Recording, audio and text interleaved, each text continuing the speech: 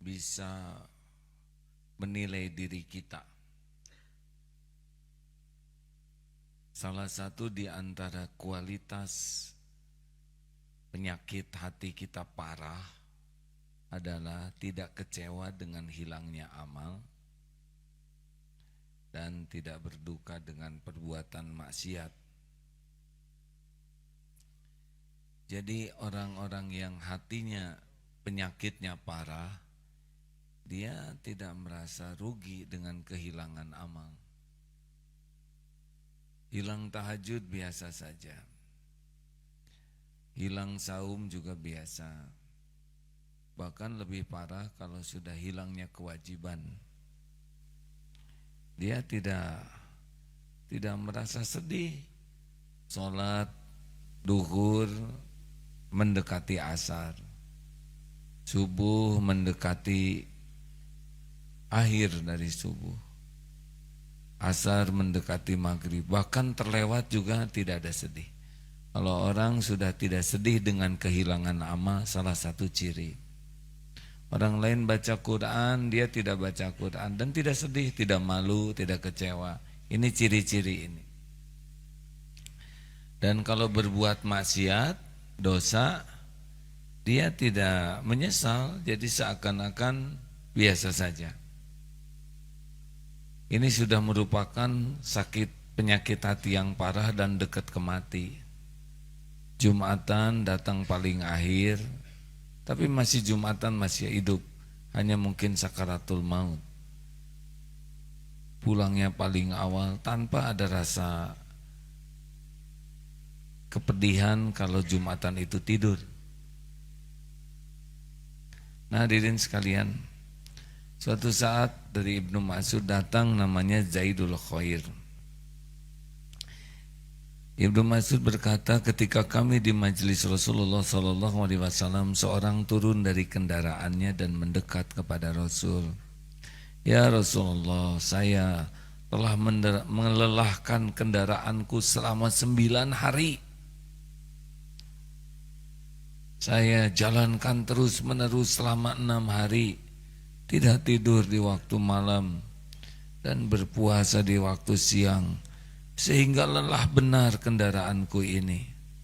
Keperluannya hanya ingin menanyakan kepadamu 2 masalah yang sudah merisaukan hatiku sehingga tidak bisa tidur.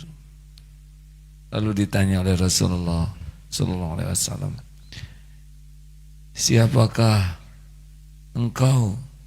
Jawabannya, Zaidul Khair. Berkata Nabi, engkau Zaidul Khair. Tanyakanlah, kemungkinan sesuatu yang sukar itu aku sudah pernah ditanyainya.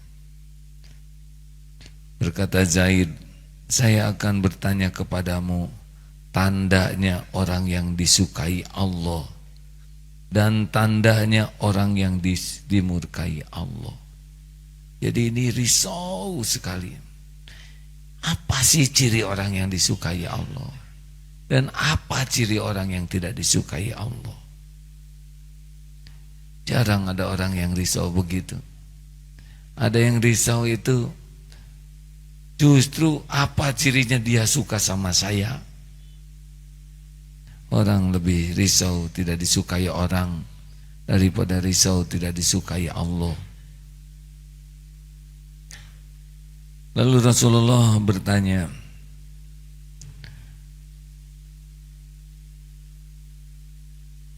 kepada Zaid ini, jawab Rasulullah kepada Zaid, untung, bagaimana keadaanmu ini? Bagaimana keadaanmu kini wahai Zaid?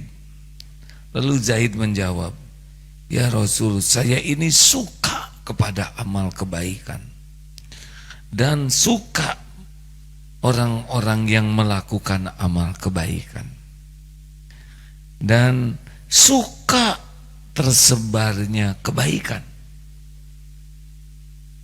Dan bila aku ketinggalan, merasa menyesal dan rindu kepada kebaikan itu.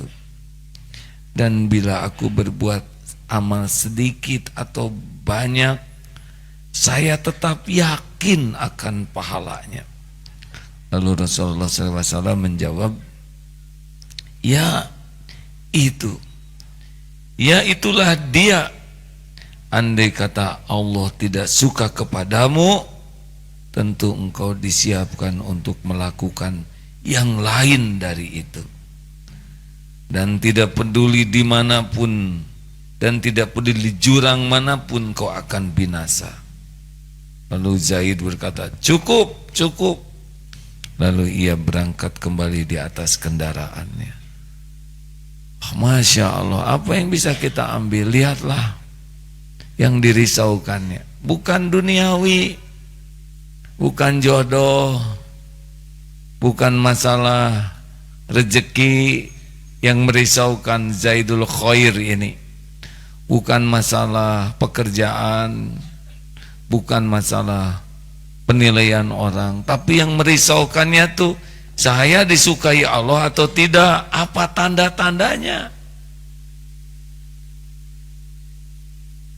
Ibu jangan sibuk mikirkan suami saya suka atau tidak sama saya, tapi sibuklah Allah suka tidak sama saya. Karena suami ibu manusia, tidak punya apa-apa, tapi Allah pemilik, penguasa, penentu segala-galanya. Suami ibu suka ke ibu, Allah enggak suka, ibu tetap apes. Allah suka sama ibu, suami kurang suka ke ibu, ibu tetap untung sama suami juga. Pelajaran kedua adalah betapa orang nyari tahu kebenaran sampai 9 hari. Ini tamu berapa hari ke sini perjalanannya? Dari Cimahi,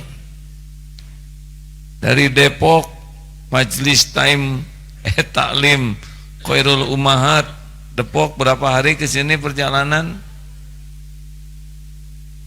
1 hari kurang. Dari Bekasi Assalam mana? Berapa hari? Naik apa? Kuda, onta atau apa? Bisnya ber-AC? Empuk? Goyang-goyang tidak? Lompok, Bundo, Kanduang, Singkarak, mana? Rada jauh nih. Mana? Bundo? Majelis Talim Nurul Ammah Sukabumi. Ini berapa hari? Majelis Talim Al-Barokah Cianjur. Mana? Berapa hari? Kurang lama perjalanannya, muter dulu. 9 hari naik kuda, unta, itu bukan ringan hadirin. Ya maaf, saya pernah mencoba berkuda 20 km. 20 km itu 2 jam. Turun dari kuda teh nggak bisa duduk, boro-boro perang, goler hadirin, dipijet aja. Ini 9 hari. Allah menghargai jerih payah hambanya dalam mencari ilmu. Jangan hitung-hitungan ongkos, Bu, Pak, jangan hitung-hitungan. Adik-adik, Bapak yang ngitung, ya. Keluar uang untuk nyari ilmu bukan biaya, tapi investasi. Ini naik kuda 9 hari, 6 hari 6 malam di atas kuda terus. Masya Allah. Yang ketiga hikmahnya adalah betapa beliau betul-betul mencari ilmu dari sumbernya. Karena Rasulullah masih ada, ngejar kepada Rasul. Jadi tidak hanya senang dengar dari siapa saja. Banyak sahabat yang bisa menyampaikan. Yang keempat, ternyata yang disukai oleh Zaidul Khair ini senang melakukan kebaikan, senang melihat orang lain melakukan kebaikan, senang melihat tersebarnya kebaikan, dan jikalau ketinggalan amal soleh, pedih, menyesal, dan rindu, serta yakin sekecil apapun amal, pasti ada ganjarannya di sisi Allah. Itu artinya ikhlas, hadirin. Ini orang ikhlas itu menikmati amal. Kalau kita berbuat baik, belum tentu menikmati kebaikan. Ini karena banyak tamu baru ya. Khusus yang jawab tamu baru. Bu, kalau ibu masak untuk suami, ibu sayang ke suami? Ibu tulus menghargai suami? Ikhlas? Kalau masak untuk suami pagi dari jam 5, sudah disiapkan sebagus mungkin. Tiba-tiba suami mengatakan gini, maaf bu, lain kali aja makannya, saya banyak urusan di kerjaan. Maaf ya, pergi aja begitu. Bagaimana perasaan ibu? Kesel, kecewa, dongkol, jengkel, eta tete ikhlas artina. Maaf ya bu ya, tenang. Makanya jangan suka ngaku-ngaku, banyak jebakan. Gak usah lihat kiri kanan, dan sama jawabannya ya. Orang yang ikhlas itu dia dihadiahi oleh Allah nikmatnya dalam beramal. Seperti tadi orang yang sholatnya khusyuk tuh, yang sholatnya disukai Allah, dia menikmati sholat. Kalau yang tidak bagus sholatnya, garing saja sholat itu. Dia menikmati amal, merindukan. Nih ya, ada nikmat, ada rindu. Seperti orang yang ahli tahajud betulan, itu jam 3 malam, setengah 3 itu sesuatu yang dirindukan. Tidak kebagian tahajud itu sedih, bukannya gembira. Dan merindukan besoknya dapat tahajud lagi. Sama, orang yang kehilangan sholat jamaah itu terpukul hatinya. Dan Allah tahu. Dan ingin sekali bisa tidak tertinggal amal solehnya. Kotak infak lewat, itu berharap kotak infak itu mendekatinya, bukan bahagia menjauhinya atau pura-pura sibuk. Cek aja situ dulu ya. Padahal Allah tahu dia nggak niat sedekah. Ini pura-pura nyari uang, dah nggak ada dari tadi juga. Jangan tipu-tipu ya. Saya memang tidak tahu, tapi Allah tahu saudara lagi acting pura-pura. Atau ditutup tangannya pada nggak masukin apa-apa. Yang dimasukin tisu, itu lebih buruk lagi.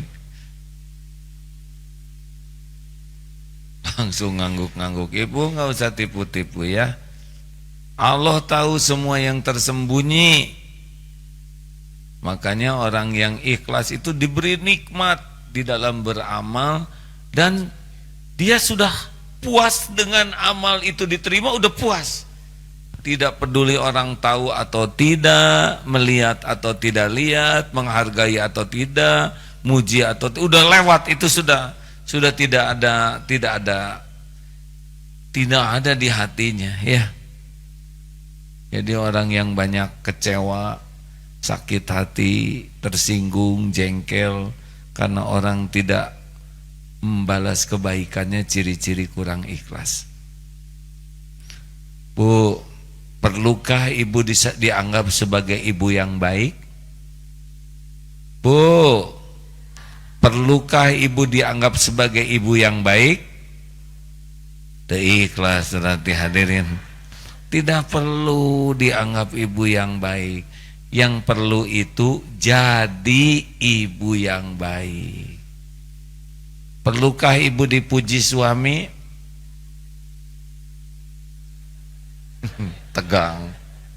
Ya insya Allah, saya belum keluarin pertanyaan lebih mematikan. Bu, perlukah ibu pengen dipuji suami? Ibu jangan ngambek kepada yang beda, biasa aja. Beda itu biasa, bertengkar yang jadi dosa, ya.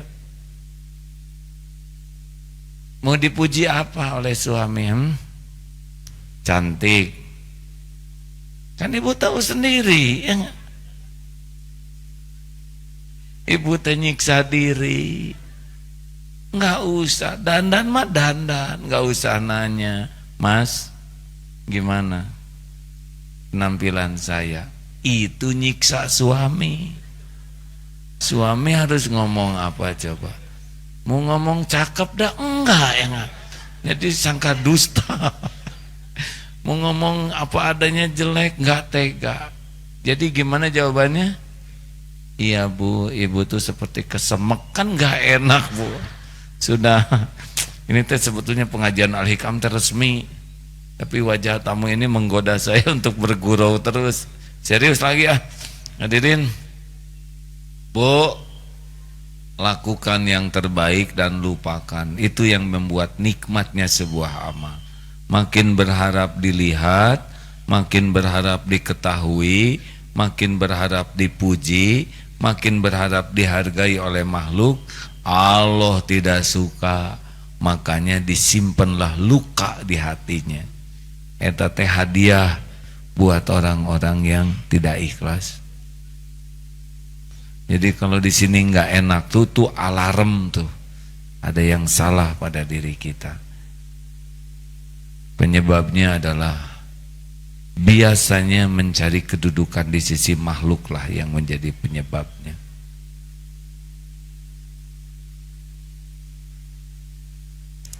Nah, kita juga harus senang lihat orang beramal. Orang yang berpenyakit hati dengki. Lihat pendakwah sukses dengki. Lihat orang jadi juara dengki. Lihat orang yang sedekahnya banyak dengki. Ini orang berpenyakit nih. Karena harusnya kita senang. Kalau kita tidak bisa nyumbang, lihat orang lain nyumbang ya senang. Karena hakikatnya setiap orang berbuat baik adalah Allah yang berbuat baik. Nih sekarang banyak yang membantu korban Palu, Donggala di Lombok. Itu kan hakikatnya Allah yang nolong mereka lewat berbagai organisasi.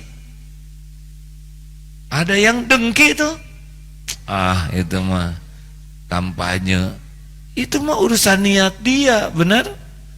Tapi lihat orang ditolong, kita harus senang. Senang lihat orang yang senang menolong, senang lihat tersebarnya kebaikan. Dan sedih kalau kita tidak bisa nolong. Hadirin, ini ciri-ciri hati yang sehat dan hati yang sakit, bahkan hati yang mati. Ayo, jangan suka sibuk menilai orang lain. Kita tidak tahu apa-apa. Kita tidak bersamanya, kita tidak bisa membelah hatinya. Betul? Sudah husnuzon saja. Tapi dia mah sedekahnya ria. Tahu dari mana? Tahu dari mana? Suatu saat sedang tahajud, seorang anak dan bapaknya ke masjid. Lihat orang pada tidur. Pak, lihat tuh Pak, ini kan sepertiga malam terakhir, orang-orang pada tidur aja. Harusnya kan tahajud. Menurut Bapak gimana? Menurut Bapak mah lebih bagus mereka daripada kamu. Kamu masih sibuk ngomongin orang gitu. Ngerti Bu? Apa? Jangan sibuk menilai orang lain. Begitulah hadirin. Nomor 60 59 ya. 59. Bismillahirrahmanirrahim. La ya'zumu dzanbu 'indaka 'azamatan tasudduka an husni dhanni billahi ta'ala.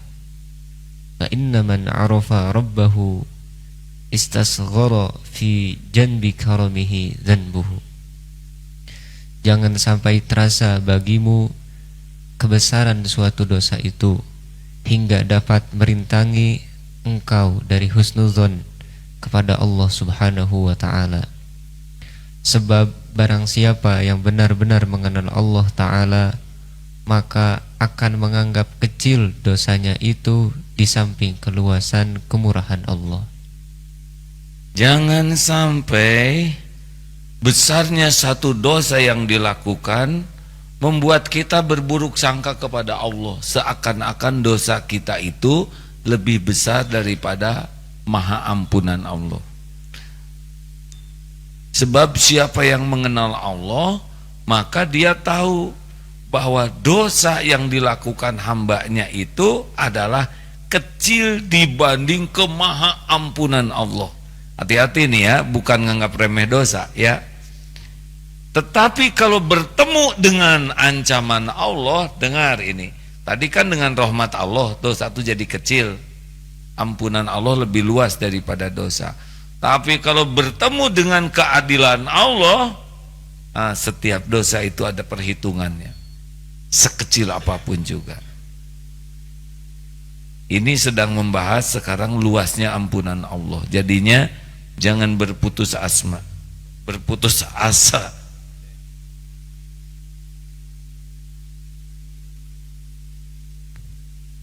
Jangan pernah berputus asa karena sebesar apapun dosa, kalau bertemu dengan ampunan Allah lebih luas, lebih besar dari dosa yang dilakukan hambanya.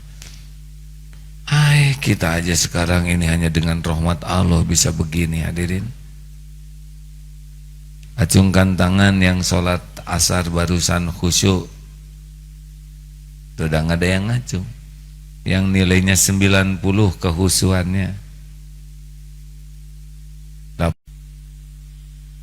A'udzu billahi minasy syaithanir rajim. Qul ya ibadiyalladzina asrafu ala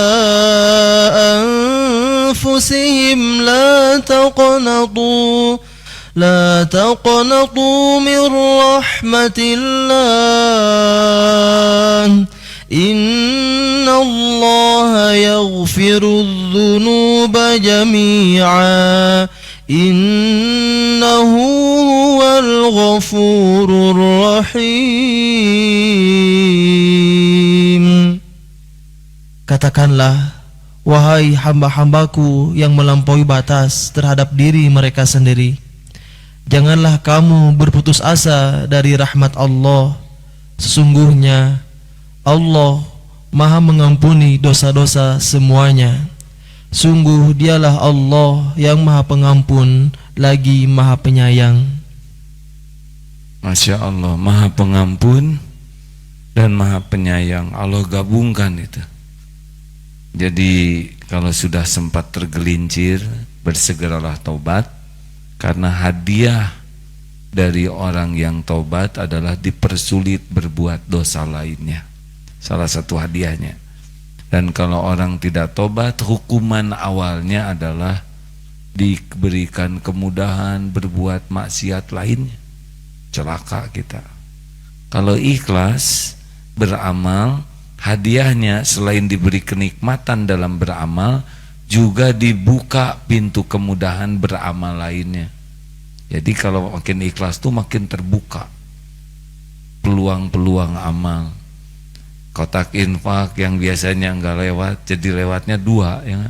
Set sini, jangan jengkel, dan tidak akan terkuras itu harta. Ada orang minta tolong, larinya ke kita, bukan ke yang lain. Karunia Allah, hadirin. Kita dititipi rezeki, tapi oleh Allah tidak diberi jalan untuk bersedekah. Itu memperberat hisab. Kita dititipi rezeki, kemudian diberi jalan oleh Allah bisa bersedekah, itu nikmat. Dan yang lebih utama lagi, diberi jalan bersedekah dan ditutup pintu riya, itu sempurna karunia Allah. Karena bisa bersedekah masih bisa riya itu. Tapi kalau sudah beramal, diberikan bekal amal, pintu beramal, dan diberikan nikmat ikhlas, itu sempurna nikmat. Tidak semua orang beramal diberikan nikmat ikhlas. Makanya kalau beramal itu tidak cukup sibuk beramal, tapi harus berusaha supaya diterima amalnya. Mau tahu latihan ikhlas? Ya kalau nggak mau tahu nggak apa-apalah, nggak maksa saya. Sing banyak amal rahasia. Kalau semua amal kita diketahui orang, gejala-gejala itu. Kalau amal wajib, sunnahnya diketahui orang, karena jadi dakwah. Seperti sholat jamaah di masjid. Ayo mau kemana? Mau sholat jamaah ke masjid, itu bagus, dakwah. Malah ada yang malu lagi ke masjid. Mau kemana? Ke toilet, bohong. Ke toilet berani ngomong, naik travel, stop pak, mau apa? Mau ke WC, mau sholat gitu. Memberitahu orang kita mengamalkan yang wajib itu bisa jadi dakwah. Tapi amalan sunnah tidak perlu semua orang tahu. Saya sholat sunnah dilihat orang, yang nggak apa-apa. Cari nanti nggak ada orang, sunnah yang bagus. Saya sedekah, tadi waktu saya 100.000 saya dilihat orang, nanti nggak dilihat orang. 500.000 dikurang 450.000 ditambah 1 juta. Ayo, pas nggak ada orang, cepet ngaji laporan odoj, one day one juice. Tapi yang tidak diketahui orang, yang tidak dilaporkan, odol. Apa odol? One day, salah. One day 5 juz. Suka saya aja. Itu singkatannya ngarang hadirin. Ya silakan, ada pertanyaan. Dari siap-siap dari awal ya. Awas jangan mempersulit orang lain. Selamat datang adik-adik, dari mana ini? Pakai sel putih anak-anak? SSG SMP Andalusia, Masya Allah. Sekarang rata-rata tamu datangnya hari Kamis, jadi dapat 2 acara ceramah, Asar dan Maghrib Isya nanti ya. Masya Allah. Terima kasih. Ke depan parkir bisnya jangan di sini ya, karena jalannya kecil, macet, jadi kalau orang lain marah tidak baik. Parkir bis ada di tempat yang lebih lapang, dan kesininya jalan saja, menambah pahala ya. Dan jangan mengeluh, karena mengeluh juga tidak ada yang ngegendong. Jalanin aja hadirin. Ya silakan. Assalamualaikum warahmatullahi wabarakatuh. Waalaikumsalam warahmatullahi wabarakatuh. Izin bertanya, cara agar bisa menjadi kekasih Allah. Terus yang keduanya, tips ketika kita futur. Satu-satu aja, dua-duanya susah. Mau jadi kekasih Allah, jangan isi hatimu kemelekatan dengan selain Allah. Karena Allah tuh maha cemburu. Makanya nggak usah lah, adik-adik udah nikah belum? Belum. Ya sudah, nikah lah ya. Tapi jangan hati ini melekat ke makhluk. Nanti Allah tidak suka. Dekat boleh, kalau udah nikah melekat di hati jangan. Dunia nggak boleh ada yang melekat. Anteng dengan Allah. Allah pemilik segalanya, Allah penguasa segalanya, Allah penentu segalanya. Tidak ada nikmat yang bisa datang tanpa izin Allah. Tidak ada musibah yang bisa menimpa kecuali dengan izin Allah. Tidak ada pertolongan selain dari Allah. Semua yang ada ini ciptaan Allah. Apa yang saya lihat adalah pasti ciptaan Allah. Allah maha baik. Semua perbuatan Allah pasti baik. Allah terus di hatinya. Nah, kalau sudah kayak lampu, kalau ingat Allah nyala dan lupa ke Allah gelap, kalau udah lama terangnya, itu sudah makin jadi kekasih Allah. Gini deh, dalam surat Al-Baqarah 152, fadhkuruni adkurukum. Benar kan itu ya? Maka ingatlah padaku, aku ingat padamu. Jadi kalau orang yang ingat ke Allahnya banyak, Allah mengingatnya banyak. Makin banyak diingat Allah, dia makin dicintai Allah. Karena salah satu tanda cinta itu ingat.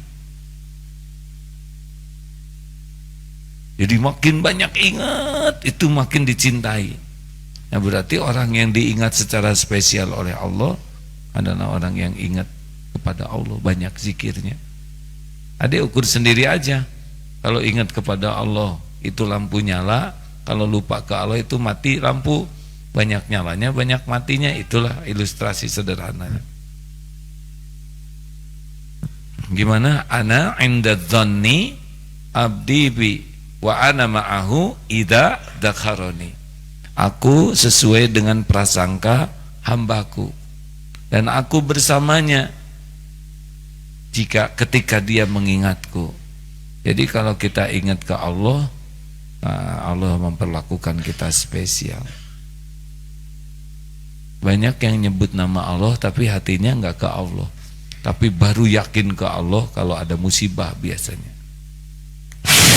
Ya Allah, ya Allah. Ya kan Bu? Waktu naik kendaraan mulus-mulus kan tidur ibu ya. Coba ketika ban meletus, Allahu Akbar, ya Allah, la haula wala quwata illa billah. Pas berhenti tidur lagi. Begitulah. Ya. Penanya selanjutnya. Boleh. Dibatasi 5 ya, 2 tinggal 3 lagi harus ganjil. Assalamualaikum warahmatullahi wabarakatuh. Waalaikumsalam warahmatullahi wabarakatuh. Bunda Mardanis Umar dari Pariaman, Padang. Ibu PMK ya? Ya, PMK 3. Alhamdulillah. Para tamu PMK tuh Palang program masa kemasan ya. Ya. Ini ada pertanyaan titipan AA. Tapi untuk kita semua, seseorang yang suka mengamalkan khairun nas anfa'uhum linnas. Kalau ada orang yang kekurangan, misalnya dia pinjam duit 100.000, kalau dia tidak punya duit, paling kurang 10.000 diberi. Ini kuberi saja 10.000, tak usah pinjam. Kemudian ada seseorang yang di Uber debt collector, Hondanya belum dibayar. Kemudian dia nangis-nangis ke rumahnya, lalu tidak ada jalan, dipinjamkan uang di koperasi. Pokoknya seseorang tersebut dia selalu membantu. Tapi sayangnya KA, setelah dibantu dia diam saja.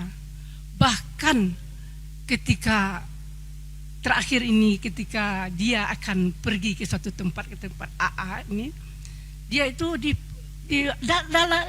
yang menangis mengadukan sesuatu kepadanya. Tapi karena ke tempat AA ini sudah tekadnya bulat, lalu tidak dipinjamkan. Jadi bagaimana cara menyikapi saudara-saudara ataupun tetangga-tetangga yang sebenarnya beliau itu tidak bisa lagi membantu, hanya tinggal istilahnya di Padang tinggal gigi dan lidah saja lagi, tidak ada yang akan bisa diberikan.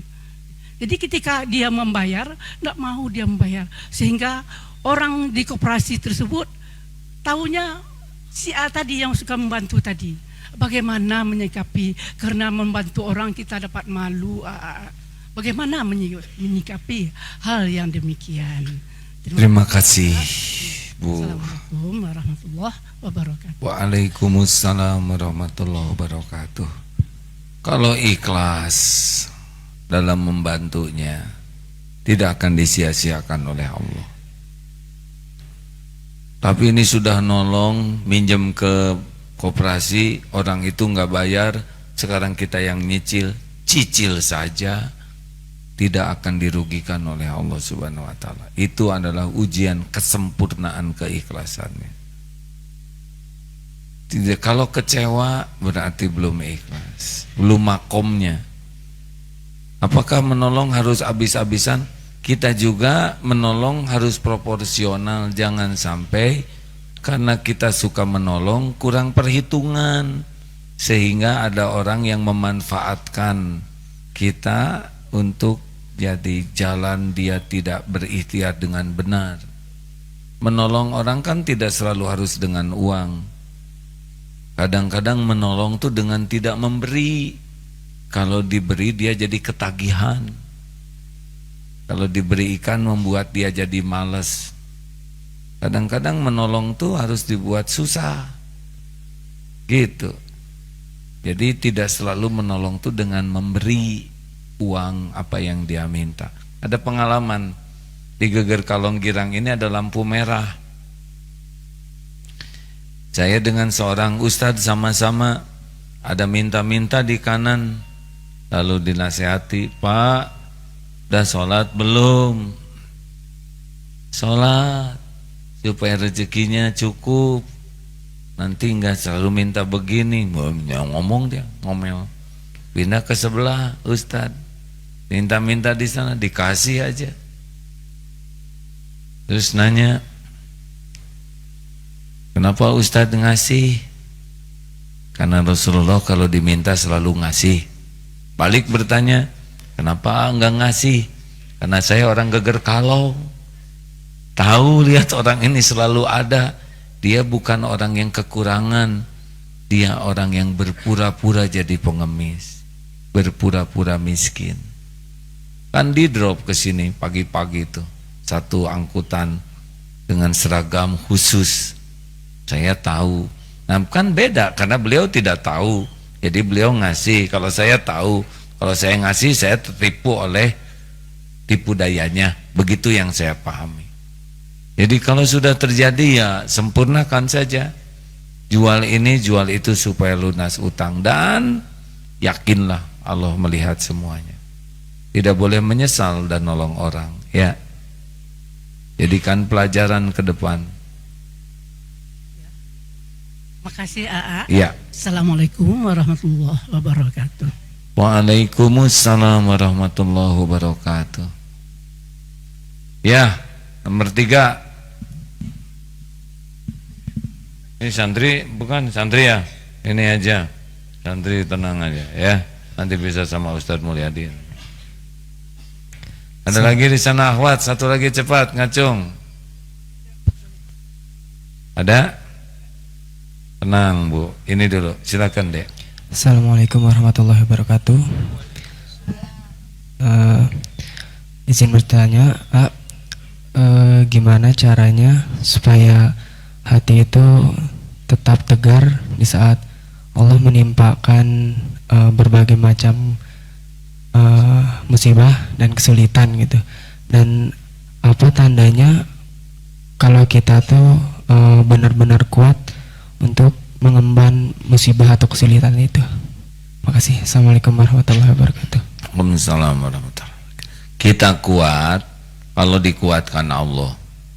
Allah menguatkan kita kalau kita ingat ke Allah. Makanya alladzina idza asabatkum musibah qalu inna lillah.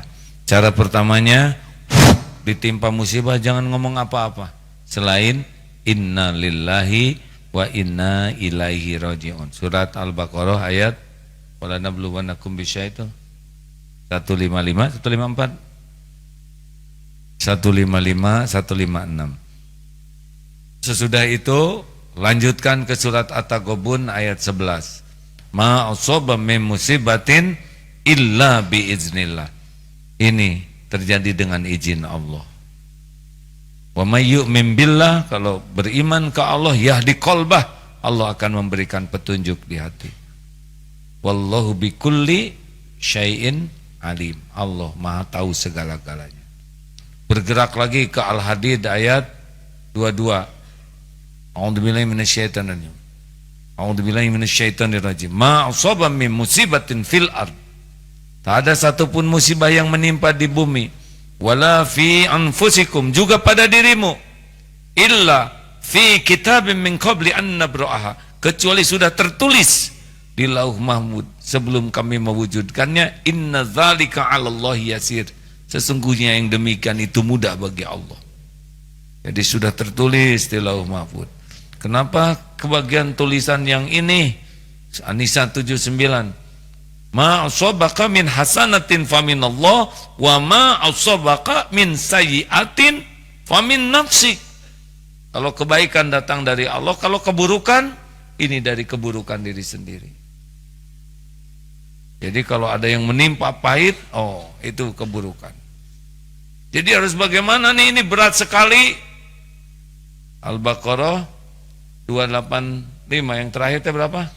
La yukallifullahu nafsan illa wus'aha. Allah tidak akan membebani seseorang kecuali sesuai dengan kesanggupannya. Kapan berakhirnya? Fa inna ma'al usri yusran, inna ma'al usri yusra. Bersama kesulitan itu pasti ada kemudahan. Hujan pasti berhenti, badai pasti berlalu, malam pasti berganti menjadi siang. Hadapin aja. Banyak tobat. Rahasia dari kepahitan itu adalah air mata tobat. Gak usah banyak mikirin jalan keluar dulu. Kalau mobil kacanya kotor, pikirin bersihin kaca, jalan kelihatan. Punya dosa tidak, Dek? Punya sedikit atau banyak? Nah itu yang bikin jadi masalah, Dek. Tobat. Gimana, Ustaz? Solusinya silakan. Tes 1 surat Al-Anfal di ayat ke-33 dan surat An-Nisa ayat 147. A'udzu billahi minasy syaithanir rajim.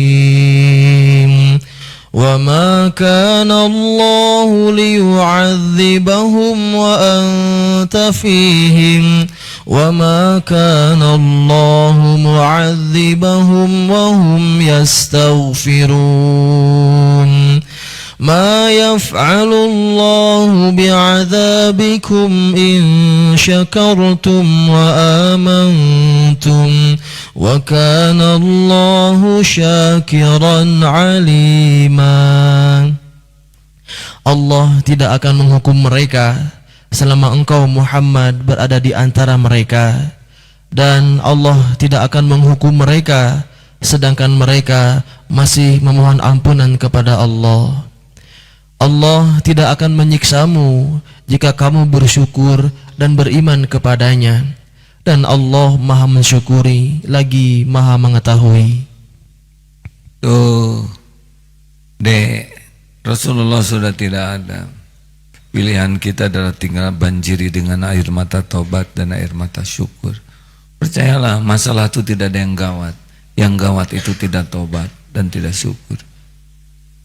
Semua masalah itu bisyai, kecil. Kayak jerawat lebih kecil daripada wajah, benar? Nggak usah lihat jerawat saya. Apakah ada jerawat yang lebih besar dari kepala? Ya, Bu. Assalamualaikum warahmatullahi wabarakatuh. Kami perwakilan di Masjid Nurul Amal mau bertanya, bagaimana caranya kalau kita menjalani ikhlas? Mohon diterjemahkan. Wassalamualaikum warahmatullahi wabarakatuh. Tolong terjemahan Al-Quran. Ibu teh maksudnya gimana? Coba diulangi, Bu, yang jelas Jadi kalau kita ikhlas itu susah ngejalaninya. Ya jangan atuh, Bu. Bagaimana caranya menjalani ikhlas itu? Rasanya pahit. Gini, Bu. Jadi ingat coaching. Rasanya pahit, Bu. Paria pahit. Ibu suka makan paria enggak? Jawab, Ibu. Suka makan paria, tapi paria itu salah nanemnya. Nggak pakai gula, jadi pahit. Aya wae jawabannya. Saya liur hadirin. Oke. Jadi ibu maunya apa sekarang? Bagaimana caranya kalau kita menjalani ikhlas itu? Kadang-kadang kan kita tuh emosi lah. Coba kalau sepertinya kita keadaan lagi kekurangan, kalau lagi kita istilahnya kepepet apa, jadi kan kadang-kadang kita ngejalaninya nggak ikhlas. Kalau mau pergi ngaji, sebel itu bukan duit gitu.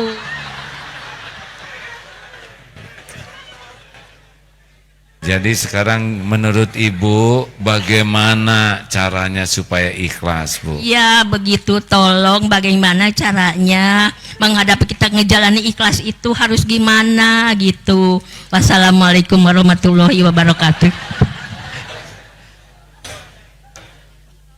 Jadi supaya ikhlas, ibu harus ikhlas.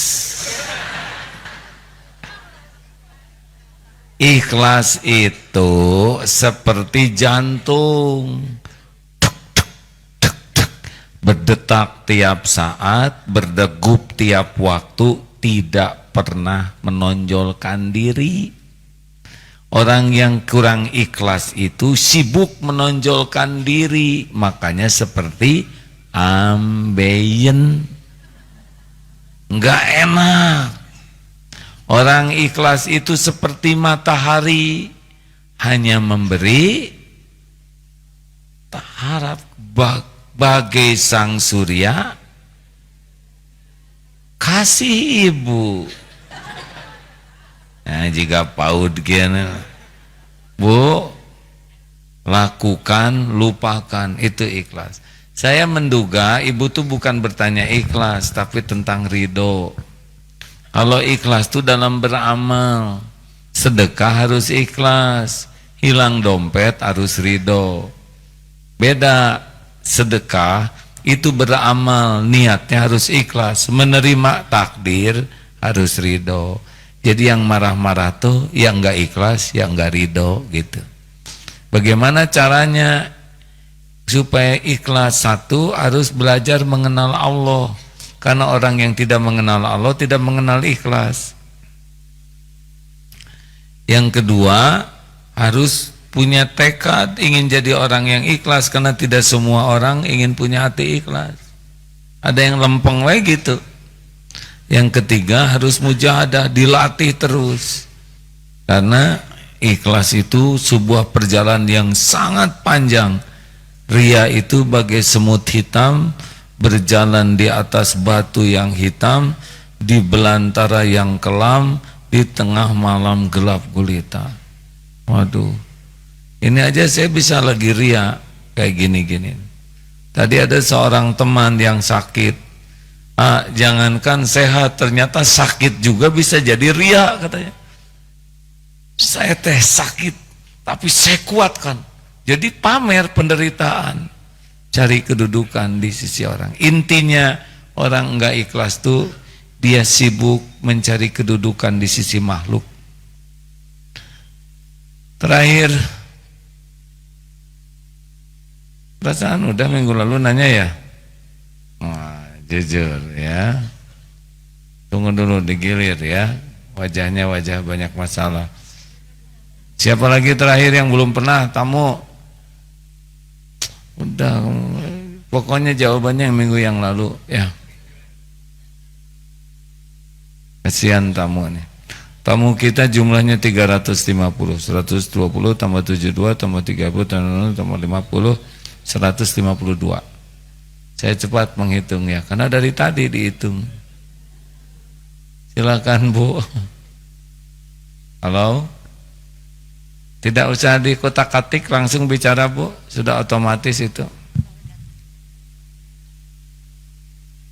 Bu, sampai kapan di sini?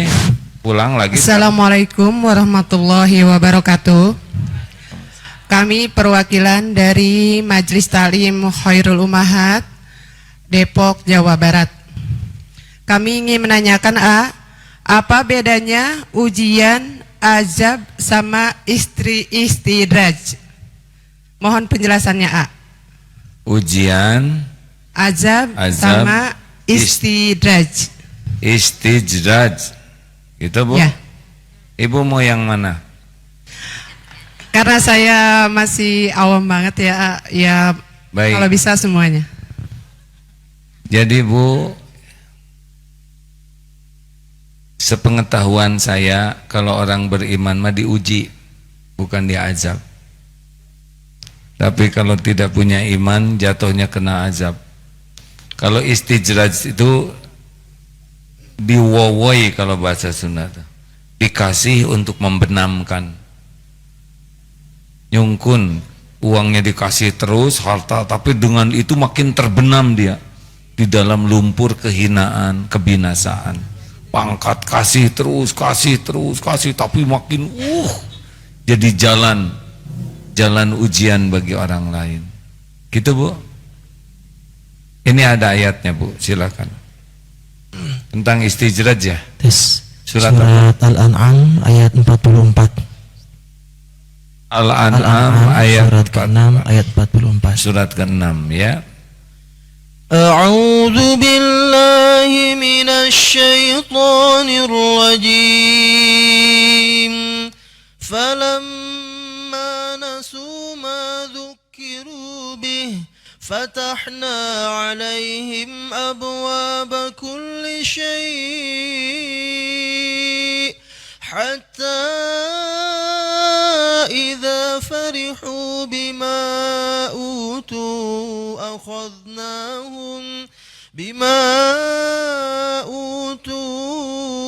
أخذناهم بغتة فإذا هم مبلسون. Maka ketika mereka melupakan peringatan yang telah diberikan kepada mereka, kami pun membukakan semua pintu-pintu kesenangan untuk mereka, sehingga ketika mereka bergembira dengan apa yang telah diberikan kepada mereka, kami siksa mereka secara tiba-tiba. Maka ketika itu mereka terdiam dan putus asa. Jadi jangan kagumlah sama yang dikasih dunia tuh. Harta dikasih, bisnis besar, wah itu mah Allah aja yang ngasih. Bukan karena pinter, bukan karena hebat. Dan dia juga nggak banyak rezekinya. Rezeki kan cuma 3, yang dimakan jadi kotoran, yang dipakai jadi usang, dan yang dinafkahkan di jalan Allah. Jadi kalau lihat orang kaya sekali, biasa aja, tidak usah kagum, karena itu milik Allah. Baru kagum kalau dia jadi ahli takwa. Dia jangan suka terpesona sama duniawi. Biasa we. Ada yang memperkenalkan, ini orang ini kaya sekali. Saya susah kagumnya. Karena saya tahu itu semua itu adalah milik Allah. Dia mah cuman lagi diuji dengan ditempel-tempel. Ini tanahnya, ini perusahaannya. Sulit. Beneran hadirin, saya sulit kagum sama orang kaya tuh karena saya tahu bahwa beliau-beliau itu manusia seperti kita yang dikasih topeng dan rezekinya belum tentu banyak. Kasih aja oleh Allah kolesterol, hilang itu daging.